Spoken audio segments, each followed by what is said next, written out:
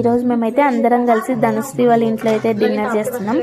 ఎవరెవరి ఇంట్లో ఏమేమి చేసుకున్నామో అవన్నీ తీసుకొని వెళ్ళి ధనుశ్రీ వాళ్ళ ఇంట్లోనే డిన్నర్ చేస్తున్నాము. ఇంకా మా పార్ట్నర్స్ కూడా వచ్చేసారు డిన్నర్కి. సో సరే అనేసి అందరం ఇంకా స్టార్ట్ చేసాము డిన్నర్. ఇక్కడ ధనుశ్రీ అందరికీ సర్వ్ చేస్తుంది. ఇంకా ఎక్కడున్నా శిరీష్ కానీ అల్లరి మాత్రం తట్టుకోలేము, అంత అల్లరి చేస్తూనే ఉంటాడు వాడు.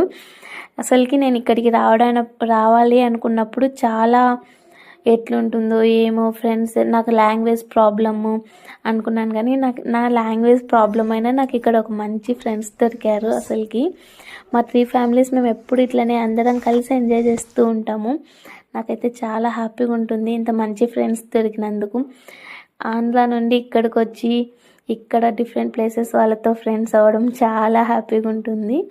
ఇంకా ఇలాంటి మా వీడియోస్ చాలా వస్తూనే ఉంటాయి. ఛానల్ని సబ్స్క్రైబ్ చేసుకోండి. Thank you for watching. Bye bye.